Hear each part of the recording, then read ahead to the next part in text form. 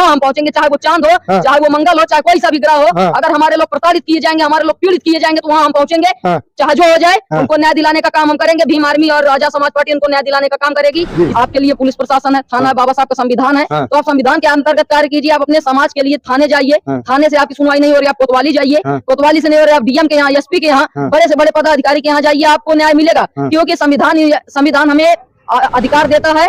और में एक छोटे साथी हैं नन्हे, जो है आजाद समाज पार्टी के बहुत सक्रिय कार्यकर्ता हैं, इनसे हम बातचीत करेंगे। क्या नाम है आपका? जय भीम सर, मेरा नाम नीरज कुमार बौद्ध, मैं आजाद समाज पार्टी का कार्यकर्ता हूं। जैसा कि आप लोगों ने देखा कि अरे बच्चा, हमसे भी कुछ पूछ लेने दो, फिर उसके बाद बोलना। इतनी सी उम्र है, कितनी उम्र होगी आपकी? सर मेरी ये 16 साल है। पढ़ते हो जी। कौन सी क्लास में? 9th में। ये 9th में ये राजनीति कैसे? पहले पढ़ लिख लेते, उसके बाद कुछ हो आ जाता है, उसके बाद लास्ट में उत्तर प्रदेश में बाद में युवा नेता ही बनना रहता है ना, तो पहले पढ़ ही लेते हैं आप यार। जी सर, जैसा आपने अभी बोला कि पढ़ लिख लीजिए, तो हम पढ़ भी रहे हैं और हम अपने देश में राजनीति भी देख रहे हैं कि किस तरह हमारे लोगों को प्रताड़ित किया जा रहा है। किस तरीके से प्रताड़ित किया जा रहा है कि हमारी ग्राम सभा के बगल में हुई घटना, वहाँ हमारे दलित समुदाय की महिला थी, उनका एक्सीडेंटल केस था, खत्म हो गई वो। उसके बाद वहाँ पुलिस प्रशासन कोई नहीं दिखाई दिया, कोई नहीं आया। फिर हमारे पास रात को 9 बजे कॉल आया, तो बोले आप भीम आर्मी से बोल रहे हैं? हमने बोला जी हाँ भीम आर्मी। रात 9 बजे तुम्हारे पास? बच्चे तुम्हारे पास फोन भी है? जी, हमारे पास फोन भी अभी लेके नहीं आए हैं। तो हमारे पास रात को 9 बजे जब कॉल आया, तो उन्होंने बोला आप भीम आर्मी से बोल रहे हैं? हमने बोला जी भीम आर्मी से बोल रहे हैं। उन्होंने बोला हमें आपका सहयोग चाहिए। हमने बोला बताइए। उन्होंने आपसे कहा कि हमसे सहयोग, मतलब आपसे सहयोग चाहिए? जी, उन्होंने बोला कि हमें सहयोग चाहिए, हमें न्याय दिलाना चाहिए। तो हमने बोला आजाद समाज पार्टी और भीम आर्मी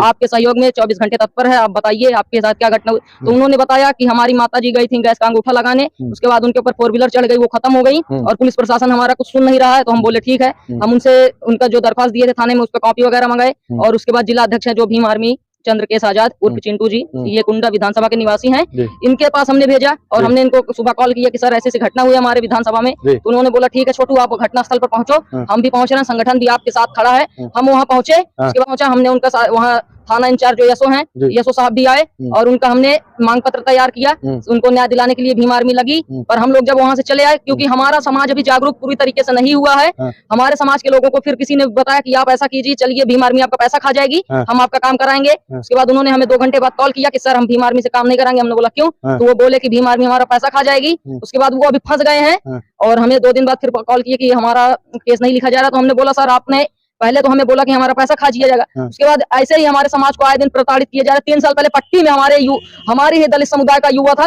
वो गया दुर्गा पूजा के दौरान, उसने दर्शन कर लिया, उसको इतना मारा गया कि उसकी मृत्यु हो गई। वहाँ घटनास्थल पर कोई नहीं पहुंचा, वहाँ फिर भीम आर्मी पहुंची, उस बंदे को, उस व्यक्ति को उन्होंने न्याय दिलाया। तो पूरे विश्व में और पूरे उत्तर प्रदेश में, प्रतापगढ़ जिले में, हर जगह भीम आर्मी सभी को न्याय दिलाने का कार्य कर रही है। पूरे विश्व में? जी, अभी आप देखिए दिल्ली में कल की डेट 19 जनवरी को दिल्ली में भी चंद्रशेखर रावण भैया पहुंचे थे।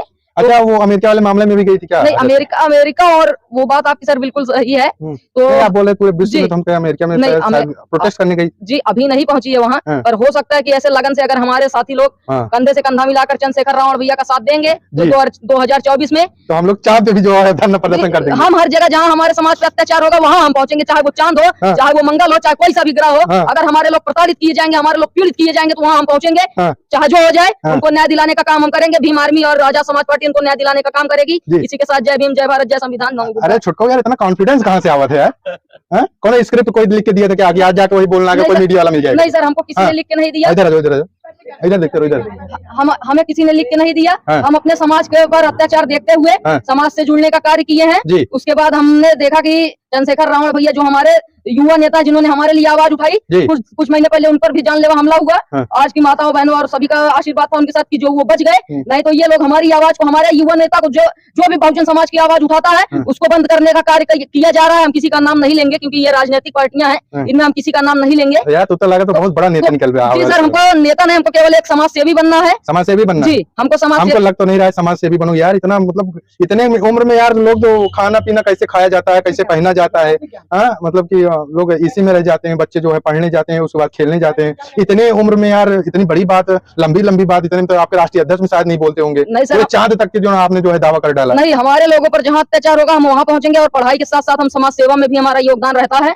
जहाँ कहीं भी अत्याचार होता है, जहाँ से हमारे पास खबर आती है कि हमारे लोग वहाँ प्रताड़ित किए गए हैं, तो वहाँ हम पहुँचते हैं, हमारा संगठन भीम आर्मी पहुँचती है और उन लोगों को न्याय दिलाने का पूरा कार्य किया जाता है। और चाहे वो कोई भी हो, और हमारे राष्ट्रीय अध्यक्ष जी सांस ले ले, सांस आराम से। चंद्रशेखर आजाद जी हमें यही बताते हैं कि आप किसी भी धर्म का उल्लंघन मत कीजिए, आप केवल अपने धर्म के, अपने लोगों को संगठित करने का कार्य कीजिए, अपने लोगों को इकट्ठा करने का कार्य कीजिए।